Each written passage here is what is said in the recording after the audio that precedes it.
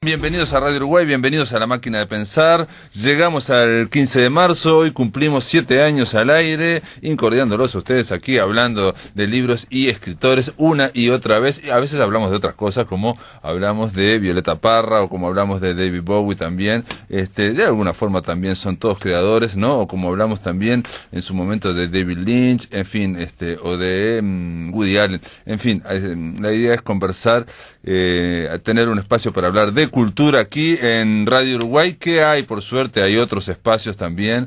Radio Uruguay se encarga, y digamos, en una época, creo yo, voy a hablar ahora de Atrevido, donde, digamos, el arco de los medios de comunicación, la cultura está siendo sustituida un poco por el entretenimiento, y bueno, el arte sustituido por la cultura, y bueno, y la literatura sustituido por lo que sea, porque no sé si se habla tanto de literatura, pero bueno, lo importante es que estamos aquí en La Máquina de Pensar y que vamos a seguir con bueno, un poco la costumbre que hemos establecido en otros años de regalar libros a los que nos están escuchando ahí del otro lado de los aparatos receptores. Arrancamos con Juan Cora en controles de emisión, ahí manejando los controles de La Máquina de Pensar, con Gustavo Germán en la producción. Vamos a hablar con un editor independiente, es un diseñador gráfico, es también un poeta, es también un artista, también tiene un sobrenombre, así que viene completo. ¿Cómo le va, Gustavo Wojciechowski? ¿Qué tal? ¿Cómo le va, Pablo? ¿Todo bien? Todo bien, bienvenido a La Máquina de Pensar. Un placer estar ahí. Gustavo Wojciechowski está al cargo, al frente de una editorial que se llama Yagurú. Hemos hablado in extenso de ella, sobre todo los diseños. Es una editorial que se caracteriza no solamente por el contenido, digamos, de sus libros, sino por el cuidado, por la interpretación. Es una editorial que tiene una característica, en general todas las editoriales tienden a un diseño uniforme para aparecer y para ser reconocidas en las librerías, y Yagurú, que es Uruguay al revés, dicho sea paso, tiende a lo contrario, ¿no? O sea, cada libro es diferente, ¿no? Maca. Claro.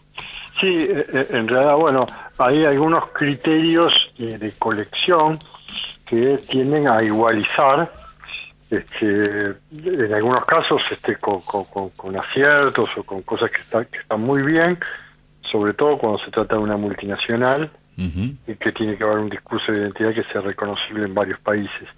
En el caso de Yagurú, que es una editorial que simplemente trabaja en el Uruguay, eso no es necesario, y a la vez pienso que el discurso de identidad no solo se tiene o se puede dar en la superficie, sino que puede haber un discurso más interno o más profundo, donde bueno, ese discurso no tiene por qué pasar por la igualización, en el entendido de que todos los autores o todos los libros son distintos entre sí, entonces yo no le puedo poner el mismo chaleco a todos.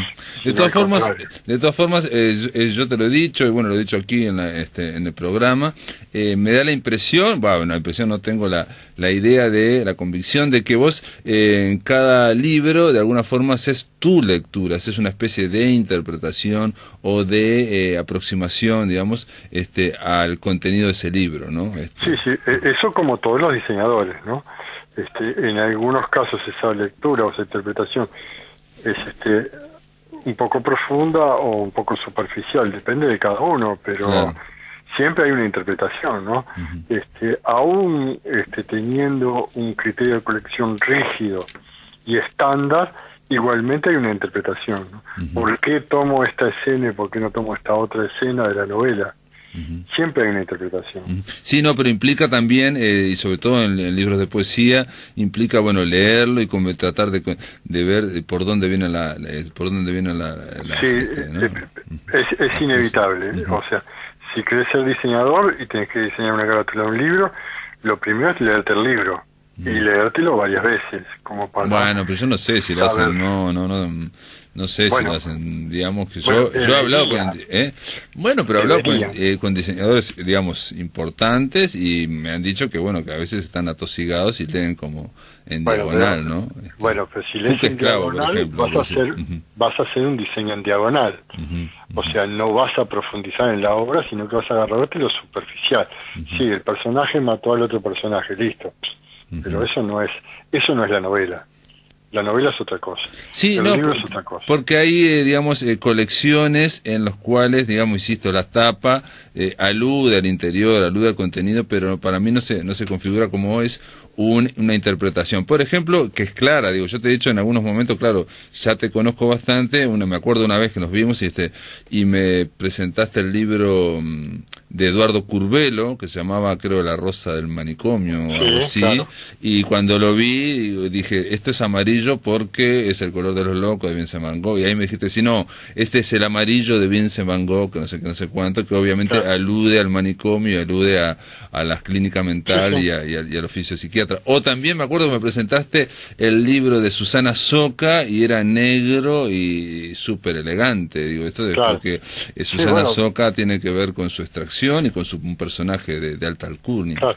Y bueno, pero ese es el trabajo que hay que hacer. O sea, recibir el material, leerlo, profundizar en ese material para poder dar una visión o una interpretación. De lo contrario, es lo que estoy haciendo es un maquillaje, que nada tiene que ver con el diseño. Nada tiene que ver con el diseño. O sea, es otra cosa. O es elegir tapas, digamos. A veces también en algunas editoriales, no vamos a hablar, no es por criticar, ni mucho menos, pero en algunas editoriales se da al autor para elegir varias tapas, a ver cuál te gusta más, o reproducir cuadros, por ejemplo, qué cuadro te gusta más, y claro, ya está. Claro, pero eso no tiene nada que ver con el diseño, es otra cosa.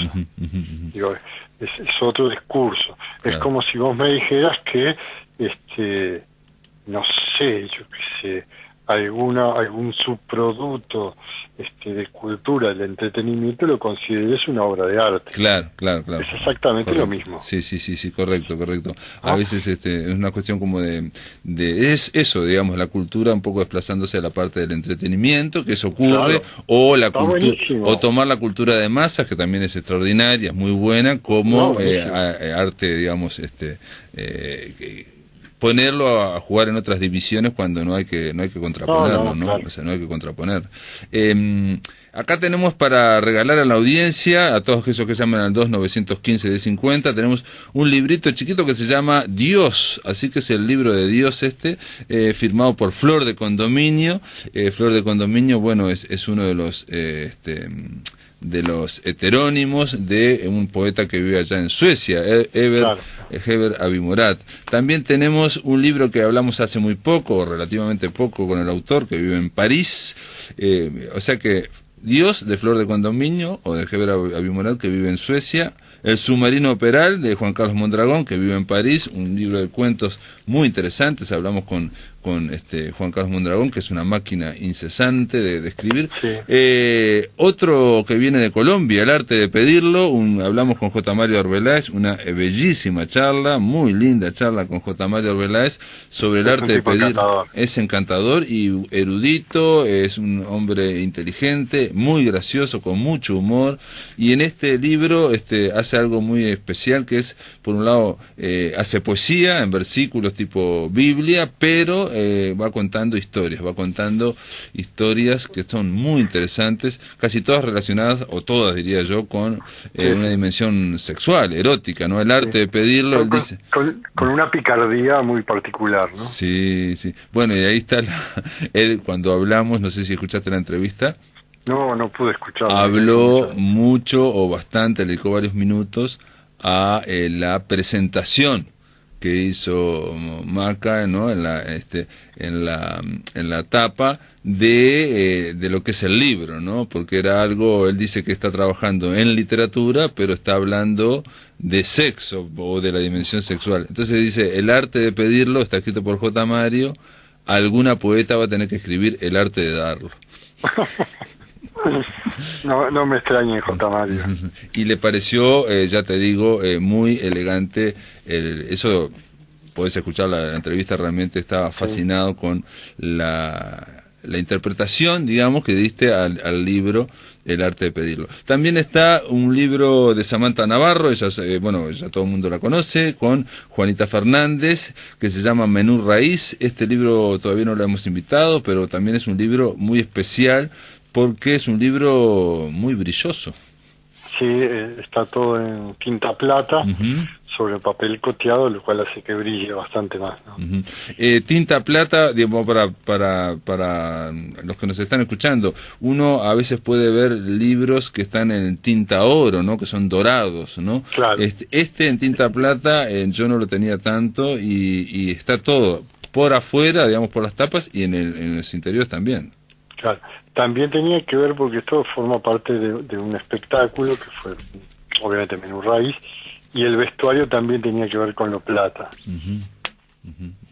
Y después tenemos un libro de cuentos, que ayer también teníamos otro ejemplar, El dragón mecánico, de Walter Birrun. Es un libro de cuentos, también de Maca. Es novela. ¿Ah, es novela? Es novela. Se nota que no lo leí, ¿no? Se nota que no leí nada. Impresionante. Porque Walter Birrun, creo que lo intentamos entrevistar y no hubo mucha onda. Sin palabras es un libro de Sin palabras, de Roberto Aparato, un libro de poesía que en su momento también hablamos de él y realmente nos encantó. Y es un libro que no sé si nos sacó algunos premios, la verdad que ahora no me acuerdo de memoria. Yo no, ahora se me entreveran un poco los Sí, premios. porque sacó el Bartolomé Hidalgo, pero yo creo que fue por Sin palabras, vos sabés, porque Sí. se me confunde con Lugar Perfecto también, que creo que lo sacó Claro. con vos, ¿no? Sí, los dos. Sin Y después salieron las poesía 1 y 2. Ah, claro, sí, eso es la La recopilación de su Exacto. obra poética, digamos. En el tomo 1 son los primeros 5 libros, en el tomo 2 están los últimos 5. A veces, exactamente, poesía Sin palabras sacó, este libro que estamos regalando, sacó el premio Bartolomé Hidalgo al mejor libro de poesía del 2014, ¿no? Creo, o 2015. Bueno, ahora ya no me pidan mucha, pero sí. Yo no me acuerdo realmente. Bien, es 2014, el mejor libro del 2014. Estamos hablando entonces del mejor libro del 2014 y en alguien que tiene una alta poesía como es Roberto Aparato. Sin palabras, amigos, estamos acá. Hay un detalle sobre los libros. Esto es no sé si te lo pregunté alguna vez, Maca, pero vos en algunos te has, tú tenés una faceta, una dimensión que es la de dibujante. Sí. Sí, a veces hago en los libros hago ilustraciones y a veces no, todo depende del libro, ¿no? Pero me da la impresión que te has ido alargando más por el lado del dibujo, porque los dibujos tuyos normalmente eran como mínimos o algo, y ahora recuerdo, por ejemplo, un libro de una argentina que es sobre sueños, que también es plateado. Mariela Laudecina, que ahí tenías hartos dibujos tuyos. Sí, ahí había una ilustración por cada uno de los poemas. Por pero página. Eso depende mucho de cada libro. Y mirá que te puedo decir que hay libros de ediciones de uno que están muy ilustrados por mí. ¿Ah, sí? O sea, con sí, claro. Con muchos dibujos así. Y te diré que por lo menos Pactando derrumbe, Ando derrumbe, de Luis Damián, que es uno de los 2 primeros libros, es totalmente ilustrado por mí. Lo que pasa es que la ilustración en los libros hay que tomarlo un poquito con pinzas, ¿no? Y hay que ver hasta qué punto eso, cuál es el diálogo que se establece entre el texto y la imagen, ¿no? Pero de todas formas, a mí me da la impresión como que por ejemplo en el de Laudecina, incluso se habían agrandado, digamos, lo de los dibujos y todo para que ocuparan una página, ¿no?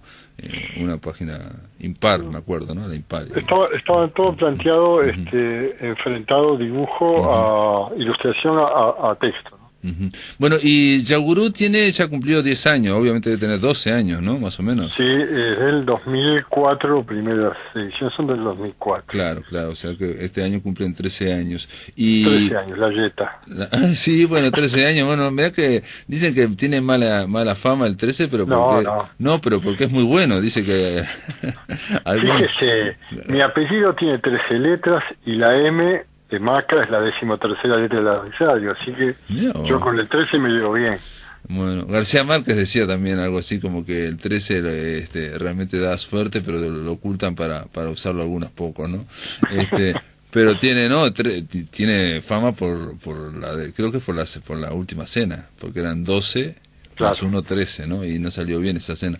Che, y cómo, para ir terminando la conversación, ¿cómo ves el país a nivel cultural, a nivel de libros, arrancando en el 2004? Tenías obviamente unas expectativas, obviamente era no sé, digo, pero Bueno. era un emprendimiento, si se quiere, no muy ambicioso, modesto o No, unipersonal, no, claro. y fue Claro. creciendo mucho, ¿no? Fue claro, en principio la idea era publicar 2, 3 títulos por año. Exacto.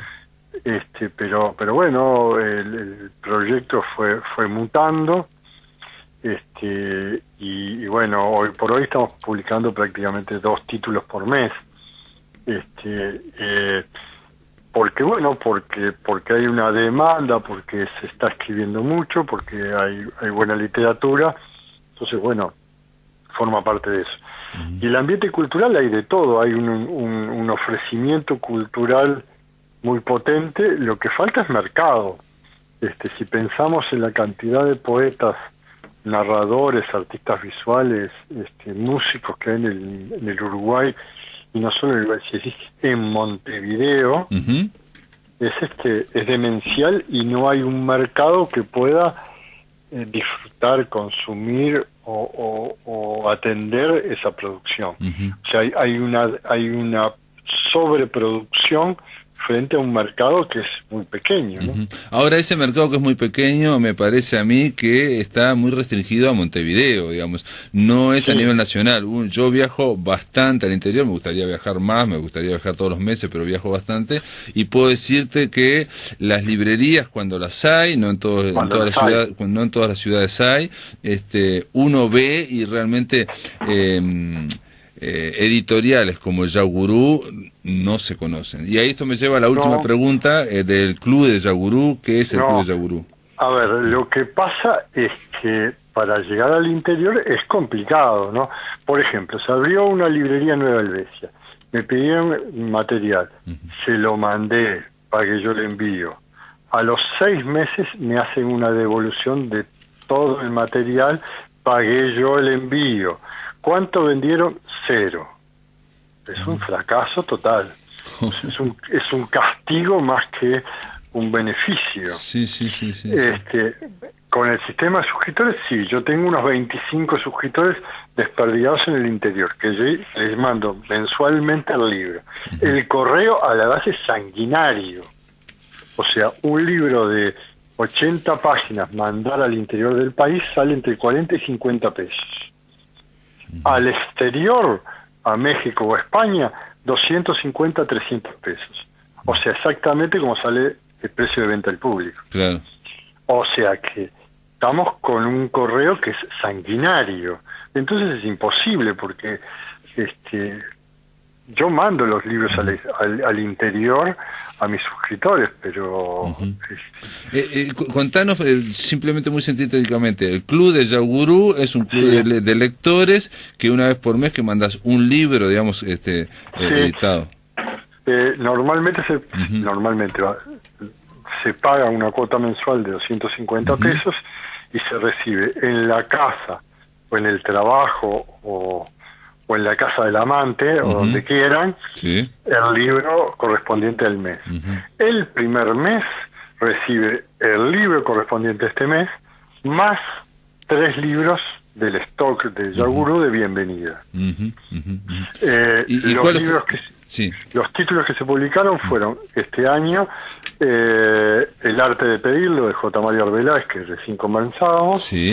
hay una plaquette que son algunos textos con nombre propio, que son poemas de varios autores, donde su propio nombre está en el poema. Eso va acompañado también con otro libro.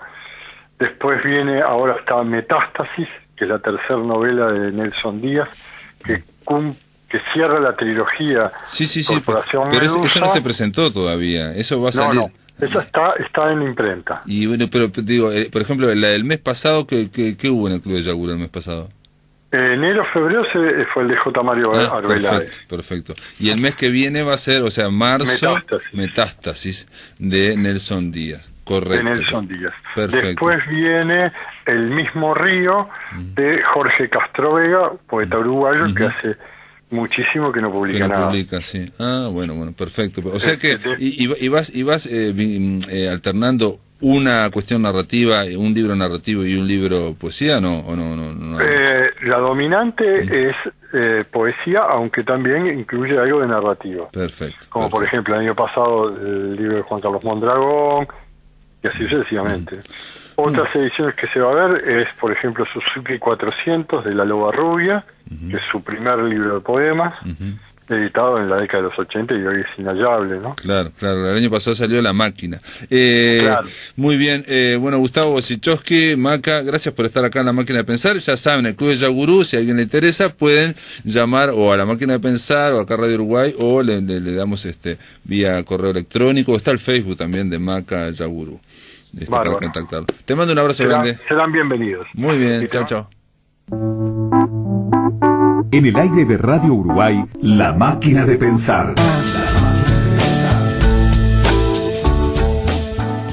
Amigos, estamos en La Máquina de Pensar, estamos, ahora vamos a darle la bienvenida a Alcides Abella para hablar, entre otras cosas, de otro club de lectores, el Club de Lectores de Banda Oriental. Alcides, bienvenido a La Máquina de Pensar, ¿cómo andás? ¿Qué tal? Muchísimas gracias y felicitaciones, están de aniversario. Estamos, cumpliendo 7 años, estamos regalando algunos libros también entre los lectores y queríamos de alguna forma dar un pantallazo esta semana, aprovechar de hablar de los 3 clubes de lectores que hay, ¿no? Hablamos recién con Maca de Yagurú y el viernes vamos a hablar con de Estuario y queríamos hablar con vos de Banda Oriental, obviamente estamos hablando del club de lectores, no sé si hay más, ¿no? A mí, yo lo que sé son esos 3. No sé si hay editoriales que tengan. Experiencia de ese tipo, no, que yo sepa, no. Fin de siglo había intentado con literatura joven hacer es cierto, parecido, pero no sé exactamente si es cierto, sí. No tengo claro. Sí, pero eso fue hace muchos años. Sí, me acuerdo, que Fin de siglo había planteado incluso una distribución por internet. La verdad que no sé si la está haciendo. Pero en el caso del Club de Lectores, bueno, creo que llevan 38 años, ¿no? Por lo que 38 años. 38 años, ¿no? Es increíble. Yo digo que es una experiencia, digamos, 38 años, alrededor de 440 títulos editados.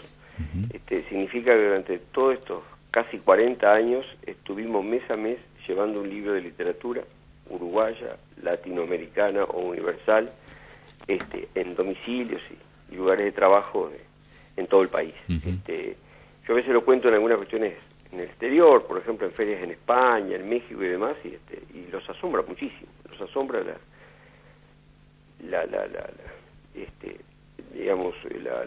experiencia en sí mismo, cómo se extendió tanto en el tiempo. Por ejemplo, sí, ¿cómo aguantaron tanto? Hay cerca de 150 personas que hace 38 años que compran el libro. 150. Acompañaron toda la vida. Sí. Y digo, a veces verla, la otra vez en la presentación de un libro, una señora dijo, no, yo desde el comienzo tengo... Es increíble, me dan ganas como de abrazarlo porque es una especie de cosa sí.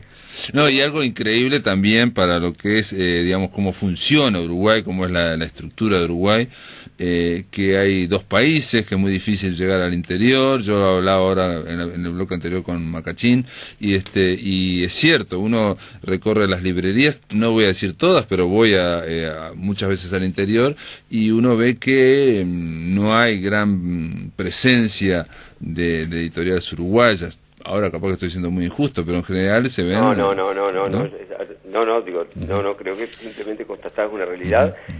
Y es más, yo sostengo, pero sería otro tema, ¿no? Independientemente del Club del Libro, yo sostengo que es una opinión muy personal y admito que a mí me preocupa mucho la situación del libro uruguayo, más allá de lo que alguna gente piensa, por ciertos espejismos que hay editoriales. Yo nunca vi tan mal a la edición uruguaya. Digo, yo qué sé decir, si pienso para atrás, y claro, me remonto 30, 40 años para atrás, digamos, este país apenas salió de la dictadura, estaba Arca a todo trapo, nosotros,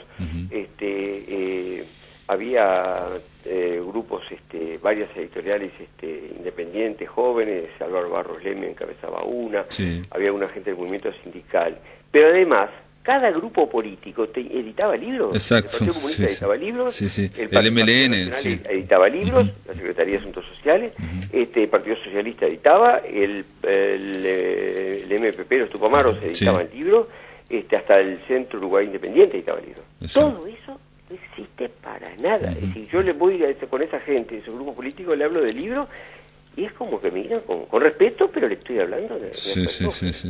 Pero bueno, yo qué sé, son los tiempos, y bueno, yo qué sé decir, también el libro se globalizó, se mercantilizó, y cuesta mucho.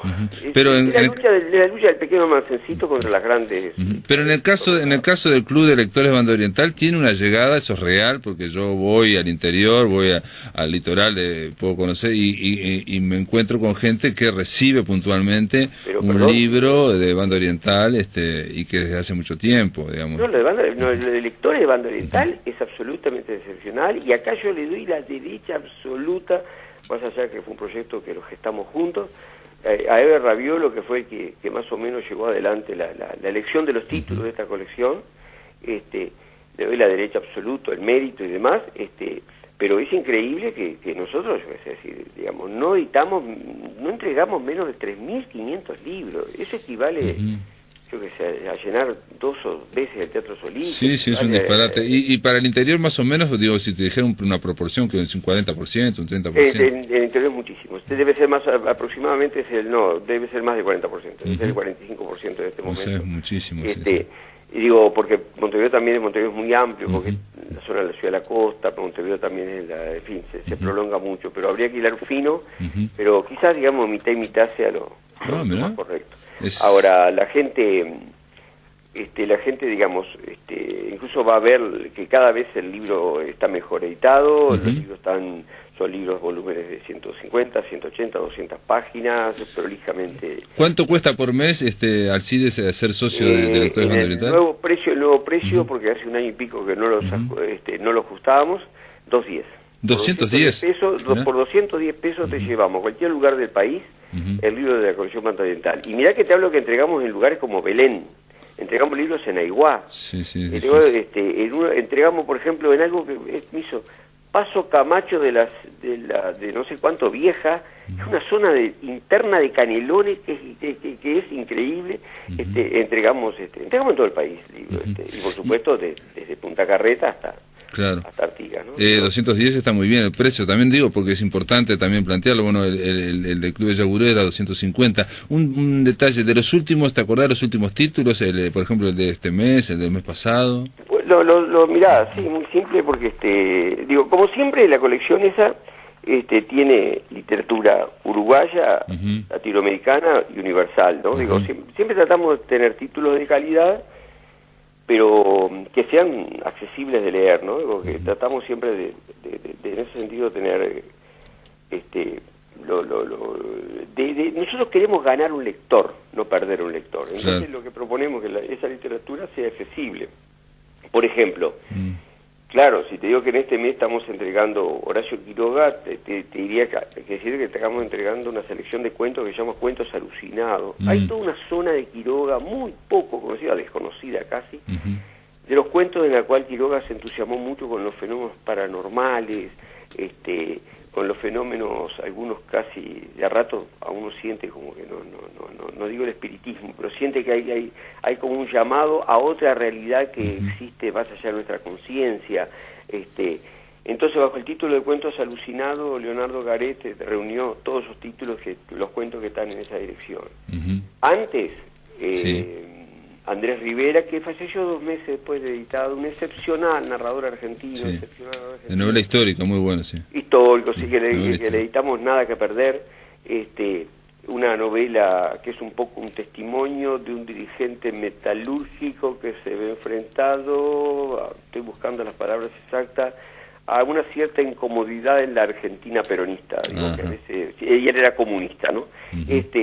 Bueno, Andrés Rivera, Nada que Perder, ese testimonio, de Joseph Roth, El triunfo de la belleza, este austrohúngaro que es una literatura de una delicadeza excepcional. Te puedo decir lo que viene ahora, por ejemplo. Bueno, claro, ahora venimos con, iba a decir El caballo del comisario, pero justo coincide.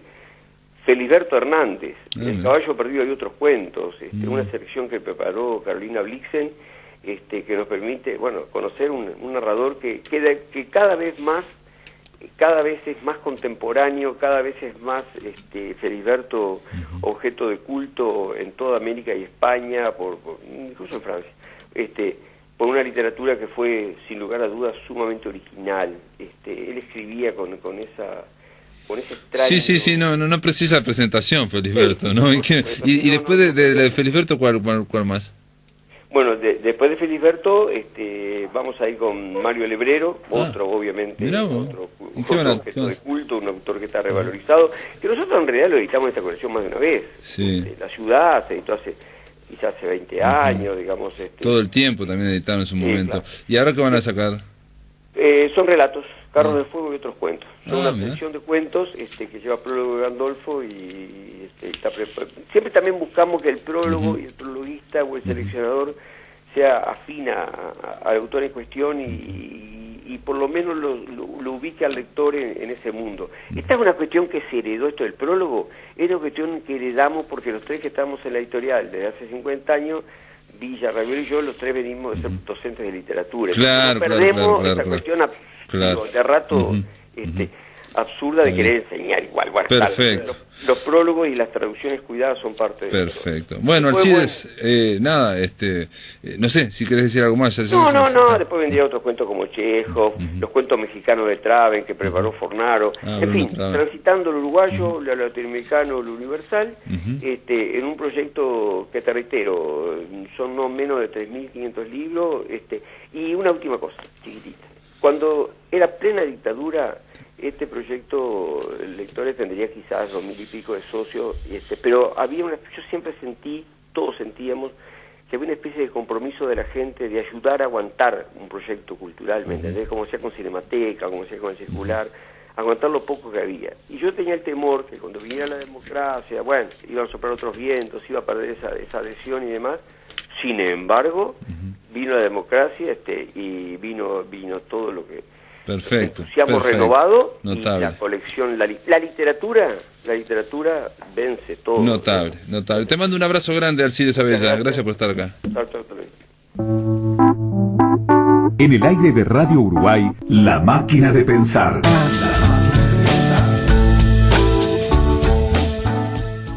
Amigos, ahora en el tercer bloque aquí en La Máquina de Pensar vamos a llamar, ya llamamos a Buenos Aires para recibir a ella era columnista y vamos a hablar de una novela que creo que le gustó mucho. Valeria Iglesias, ¿estás ahí? ¿Qué tal, Pablo? Sí, acá estoy. ¿Cómo andás? Bien, muy bien. ¿Cómo está el tiempo en Buenos Aires? Horrendo. Llueve horriblemente, tenía que salir a buscar unos libros que me compré por Mercado Libre y no fui. Sí, bueno, aquí recién empezó a lloviznar, pero también se va por... Sí. Pero todavía no llegamos al grado horrible. La idea de hablar con Valeria era para conversar sobre una novela de cowboys, una novela del lejano oeste que se llama Los Hermanos Sisters. Sí, la verdad que fue una excelente recomendación tuya para mis vacaciones, que al final las terminé leyendo después de las vacaciones. Bueno, yo ya anticipé a mis contactos en Facebook que iba a tratar de no spoilear demasiado, pero bueno, No es fácil, En la emoción podemos llegar a decir cosas. No es fácil. Yo tengo que dar las gracias a Andrés Capelán, que me lo recomendó. Es una novela que yo no conocía al autor, tampoco. Se llama Patrick DeWitt, creo que es canadiense. Y y me sorprendió la primera página. Yo dije, qué bien escrita que está esto.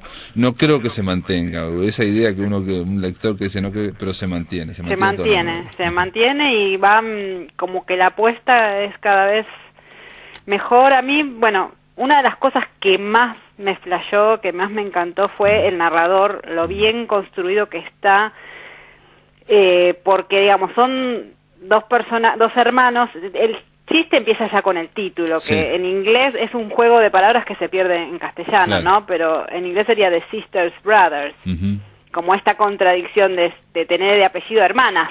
Claro, sister es hermanas y los brothers son hermanos. Entonces, entonces los hermanos hermanas sería su apellido, ¿no? Claro, si lo tradujéramos todo. Pero bueno, y yo no pensé, como me dijiste, es un western, bla, bla, bla, nunca me lo imaginé como algo que iba a tener humor, digamos.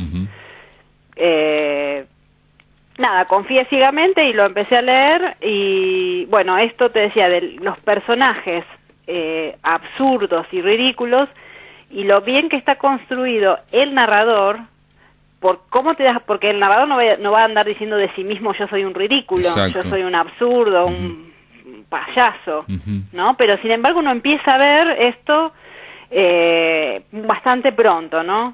Yo igual creo que, es cierto que son digamos, dos hermanos asesinos que tienen que ir a matar a alguien, digamos, tienen que atravesar todo Estados Unidos, bueno, una gran cabalgata, lo importante que es el caballo, y yo creo que son básicamente lumpen ellos, digamos, y como ocurre en las películas de Quentin Tarantino, y cuando los delincuentes se ponen a hablar y son torpes y dicen estupideces y dicen cosas absurdas, ¿no? O se presionan por cosas. Bueno, aquí ocurre algo similar, ¿no te parece? Sí, lo pensé mucho cuando lo sugeriste en Facebook de que íbamos a hablar de esto. Yo no lo había pensado ahí, pero después dije, perfectamente entra en eso, en una conversación de, por ejemplo, John Travolta y... Claro. En Pulp Fiction. O Samuel Jackson. Ahí está. Ellos dos discutiendo como... pero, y además también me hizo acordar mucho a La Conjura de los Necios. Ah, mira qué bien. Digamos, esta cosa del personaje creyéndose como un poco superior y nosotros como testigos viéndole... que es ridículo. La ridiculez, exacto. Como esta falta de registro de la propia ridiculez, y también me hizo acordar mucho a los payasos, cuando trabajan en pares, que siempre hay uno que es el inteligente y el otro que es el tonto, ¿no? Sí, es el gordo y el flaco, Exacto, entonces, ¿cuál es? Y que en algún momento como que está establecido que el inteligente es Charlie, ¿no? No el narrador, sino el hermano mayor, que incluso... lo propone el Comodoro, que no sabemos tampoco quién es, digamos, pero que es el que los contrata para ir a matar, lo propone como líder y va a cobrar más. Entonces al principio vos podés pensar que, bueno, por algo lo eligió, es el más inteligente, pero después vas viendo que no es tan así.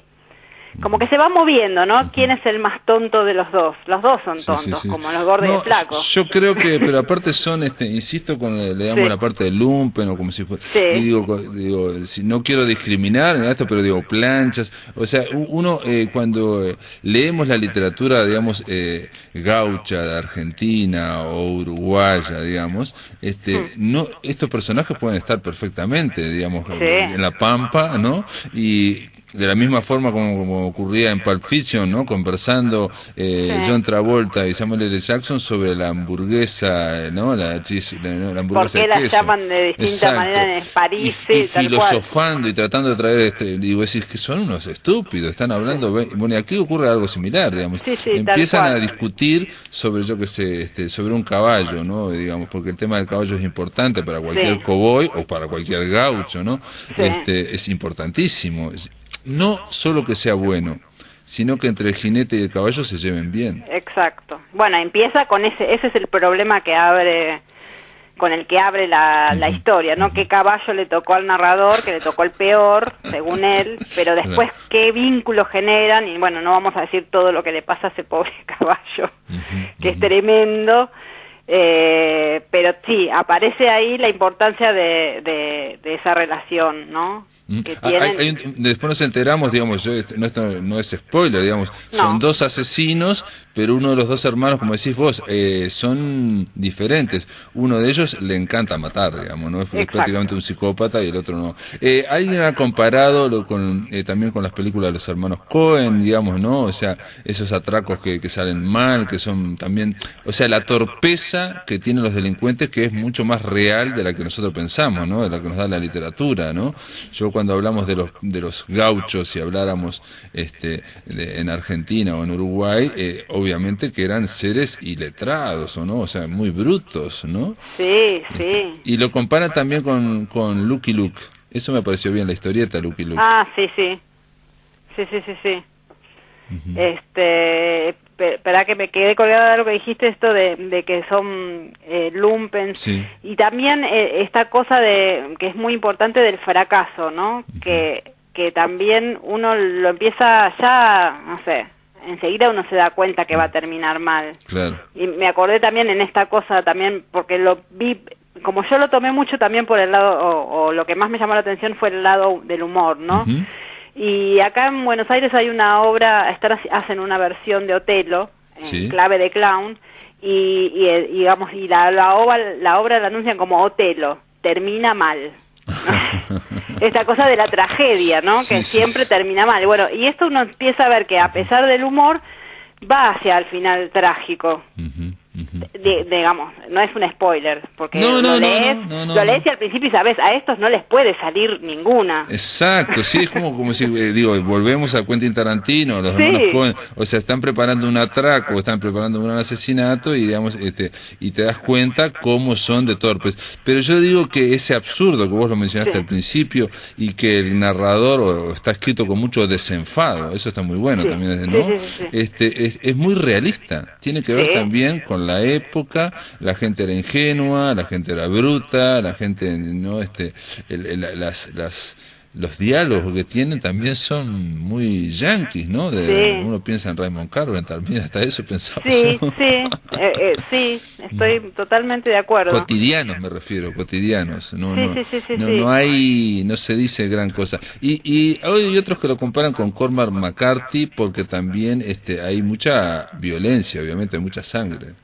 Sí, pero yo la veo como una violencia, digamos, en el tamiz del humor, porque me acuerdo cuando en nuestros intercambios de mail me dijiste me preguntaste si era muy violento, y yo en ningún momento, o sea, lo sentí violento porque el tamiz del humor de alguna manera hace de filtro, ¿no?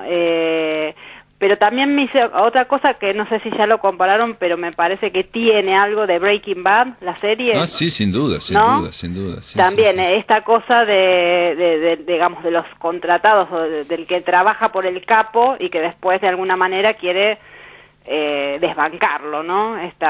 Que en Breaking Bad funciona. Acá no vamos a decir para no spoilearlo, pero...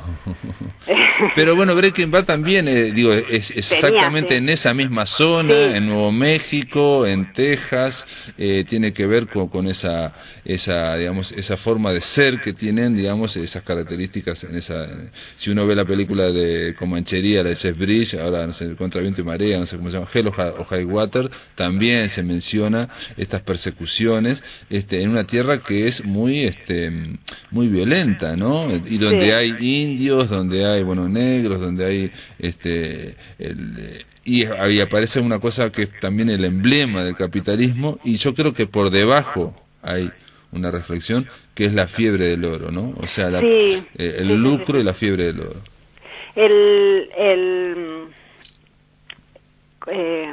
Se me escapó. Bueno. Sí, ellos tienen que matar a alguien. No, lo de los lumpen, que me decías. Es cierto, también le podemos agregar además que son, que me parece que es y ahora que hablamos lo de Breaking Bad, es una marginalidad, ¿no? Exacto. Son marginales. Exacto, sí. Son marginales y marginales lumpen, porque vos podés ser, en Breaking Bad el tipo empieza mal, pero después es un marginal que se forra de guita.